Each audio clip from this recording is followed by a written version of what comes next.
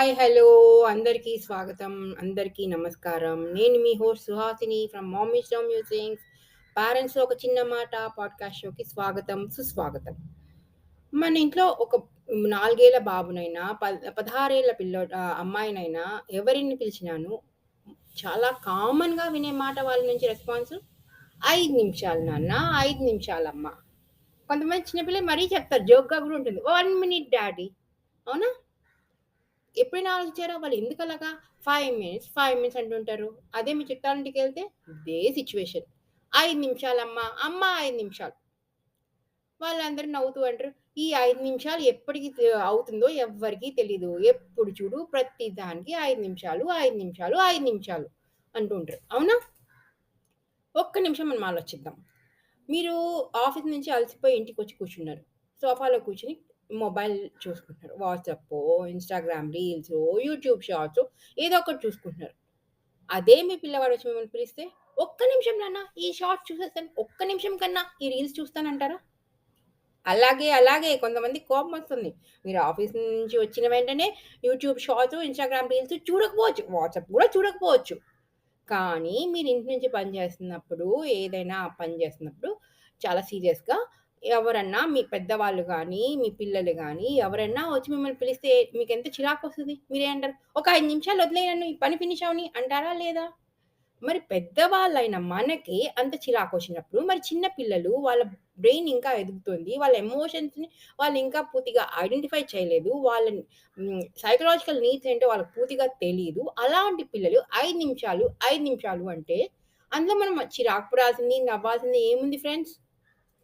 So, అది చాలా common. ప్రతి ఒక్క పిల్లోడు వాళ్ళు పెరిగే క్రమంలో చేసే మిస్టేక్ అని అనకూడదు. ఎందుకంటే చెప్పే మాటే ఇది.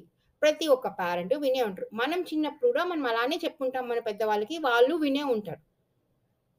కాకపోతే ఇప్పుడు మన ఈ సొసైటీలో కాంపిటీటివ్ సొసైటీలో అస్తమానం టైంతో ఉరుకులు, పరుగులు పెట్టాల్సిన స్థితిలో ఉన్నప్పుడు ఈ 5 నిమిషాలు, 5 నిమిషాలు అని పిల్లలు డిలే చేస్తుంటే మనకు కోపాలు రావడం చాలా సహజం. మరి దానికి ఏంటి పరిష్కారం? ఉంది. ఏంటంటే ముందు మనము పేరెంట్స్‌గా వాళ్ళకి మనం చెప్పే మాట తీరును మార్చుకుంటే, ఈ 5 నిమిషాల సమస్య సాల్వ్ అయిపోద్ది. ఇప్పుడు చూడండి, ఒక్క నిమిషం. మీరు మరీ చిన్న పిల్లలు ఒక 4 ఏళ్ళు, 6 ఏళ్ల పిల్లల్ని ఆలోచించండి. వాళ్ళు పార్క్‌కి తీసుకెళ్లారు. ఈవినింగ్ టైమ్ అయిపోయింది. మీరు ఇంటికొచ్చి వంట చేయాలి. బోలెడు పనులున్నాయి. "రా కన్నా ఎళ్దాం చీకటి పడిపోతుంది" అంటారు. 5 నిమిషాలు మమ్మీ, 5 నిమిషాలు మమ్మీ అంటూ ఉంటారు. వాళ్ళు ఎంతసేపటికి రారు. అప్పుడు అలాంటప్పుడు ఏం చేయాలి? వాళ్ళకొక విజువల్ అలారం సెట్ చేయాలి. ఇంట్లో ఉంటే, "చూడు నాన్న ఈ కంప్యూటర్‌లో ఈ టైమ్ ఉంది. లేదా వాల్ క్లాక్‌లో ఈ టైమ్ ఉంది. ఈ టైమ్‌లో ఇక్కడికి రాంగానే నువ్వు ఆపేయాలి" అని చెప్పొచ్చు. అదే పార్క్‌లో బయట అలా చెప్పగలరా మీరు? చెప్పలేరు కదా! అలాంటప్పుడు ఓకే. నువ్వు ఈ స్వింగ్ మీద ఒక 5 టైమ్స్ స్వింగ్ చెయ్యి. లేదు అంటే ఈ జారుడు బల్లెక్కి ఒక 5 టైమ్స్ జారు. లేదు ఈ పార్క్ చుట్టూ ఒక రౌండ్ పరిగెత్తి రా. ఇలాగా. వాళ్ళకొక విజువల్‌గా ఒక అలారం, ఒక టాస్క్ కంప్లీషన్ ఇది మనం చెప్పాలి. ఎలా చెప్పాలి? వాళ్ళ కళ్ళల్లో కళ్ళు పెట్టి చూసి నిదానంగా కోపం పడకుండా చెప్తే ఫస్ట్ సారి ఇనకపోవచ్చు. రెండోసారి ఇనకపోవచ్చు. కానీ మూడోసారి తప్పకుండా వింటారు ఫ్రెండ్స్. ఇది చిన్న పిల్లలతో బిహేవ్ చేసే పద్ధతి. అదే పెద్ద పిల్లలు కొంచెం పెద్దోళ్ళయ్యారు. ఒక 8 ఏళ్ళు, 7 ఏళ్ళు లేదంటే టీనేజ్‌లో ఉండేవాళ్ళకి. వాళ్ళకి కొంచెం ఆలోచించే శక్తి పెరుగుతుంది. వాళ్ళ బ్రెయిన్ పెరుగుతుంది. అలాంటప్పుడు మన ఈ విజువల్ అలార్మ్స్ వాళ్ళకి వర్క్ చేయవు. వాళ్ళతో మన కళ్ళల్లో కళ్ళు పెట్టి చూసి మాట్లాడినా వాళ్ళు వినకపోవచ్చు. Especially teenagers. అలాంటప్పుడు ఏం చేయాలి? వాళ్ళకి 2 చాయిస్‌లియ్యాలి. నువ్వు ఈ పని ఫినిష్ చేసి ఒక 5 మినిట్స్‌లోనో, 10 మినిట్స్‌లోనో ఇంటికొస్తున్నావా నాతో పాటు? లేదు మనం బయటికెళ్తున్నామా? లేదు. ఫస్ట్ ఆప్షన్ ఇది కాదు. రెండో ఆప్షన్ ఇదే గేమ్ ఇలా కంటిన్యూ చేద్దాము అనుకుంటే నువ్వొక్కడివే ఇంట్లో ఉండు. మాకేం ప్రాబ్లమ్ లేదు. మేమెళ్ళిపోతాం బయటికి. మాకు పనులున్నాయి. అంతే సింపుల్. స్ట్రాంగ్‌గా, సాఫ్ట్‌గా చెప్పడమే. ఐ మీన్ కోపం లేకుండా స్ట్రాంగ్‌గా చెప్పడమే. అలాంటప్పుడు వాళ్ళేంటంటారు, మోస్ట్‌లీ టీనేజర్స్ అంటారు, అబ్బా! ఈ పేరెంట్స్ ఎళ్ళిపోతే బావుండు. వీళ్ళతో పాటు మనం గుడ్లకి, సోషల్ ఫంక్షన్స్‌కి ఎవరెళ్తారు? వెళ్ళొద్దు అని చెప్పి వాళ్ళు డిసైడ్ చేసుకునే ఛాన్సెస్ కూడా ఉన్నాయి. అలాంటప్పుడు వాళ్ళకి ఈ సిట్యుయేషన్‌లో మన మాట వినకపోతే వచ్చే కాన్సిక్వెన్సెస్ ఏంటో కూడా మనం క్లియర్‌గా ఎక్స్‌ప్లెయిన్ చేయాలి. అలాంటప్పుడు ఈ 2 ఆప్షన్ మెథడ్ వర్క్ అవుతది. అప్పుడు టోటల్‌గా మన పిల్లలు మన మాట వినటానికి సిద్ధమవుతారు. కొంచెం ఫస్ట్‌లో కొంచెం స్ట్రగులే అవుతది. ఎందుకంటే నేను మా పిల్లోడితో ప్రతిరోజు పడేదే. ఇప్పుడు వాడికి రెండే 2 ఆప్షన్‌లు ఇస్తాను. ఎప్పుడు ప్రతిసారిను. ఎందుకంటే మా వాడు 10 ఏళ్ల పిల్లోడయిపోయాడు కదా! పార్క్‌కెళ్ళినా, ఎక్కడికెళ్ళినా ఇచ్చేది 2 ఆప్షన్‌లు. ఆ 2 ఆప్షన్‌లో వాడు కరెక్ట్‌గా వచ్చేస్తాడు.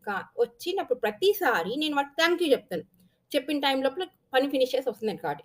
ఆ పాజిటివ్ పొగడ్త ఏదైతే ఉందో అది వాళ్ళని మోటివేట్ చేస్తుంది. నెక్స్ట్ టైమ్ మళ్ళీ కరెక్ట్‌గా టైంకి రావడానికి వాళ్ళకది హెల్ప్ అవుద్ది. అదొక మోటివేషన్ లాగా పనిచేస్తుంది. సో, మీరు వాళ్ళతో స్ట్రిక్ట్‌గా ఉండండి. ఉండొద్దు అని చెప్పలేదు. కానీ సాఫ్ట్‌గా, స్ట్రాంగ్‌గా చెప్పండి. చెప్పి పాజిటివ్ రీఇన్ఫోర్స్‌మెంట్ ఇవ్వండి. థాంక్ యూలు చెప్పండి. వాళ్ళని అప్రిషియేట్ చేయండి. అప్పుడు మీ ప్రాబ్లమ్ సాల్వ్ అయిపోద్ది. నేను చెప్పింది మీకు నచ్చినట్టుంది. న నచ్చినా, నచ్చకపోయినా మీ కామెంట్‌లు నాకు షేర్ చేయండి. ఒకవేళ మీకు ఈ ఛానెల్ గనుక నచ్చితే నేను డిస్కస్ చేసిన ప్రాబ్లమ్స్ మీకు నచ్చితే ప్లీజ్ సోషల్ మీడియాలో షేర్ చేయండి. మీ ఫ్రెండ్స్‌కి రెఫర్ చేయండి. ఎందుకంటే మీ వర్డ్స్ నాకు ఎంకరేజ్‌మెంట్‌గా పనిచేస్తాయి. ఇంకా మంచి మంచి ఎపిసోడ్‌లతో మీ ముందుకు రావచ్చు. Thank you for listening. మీ host Suhasini from mommy show musings.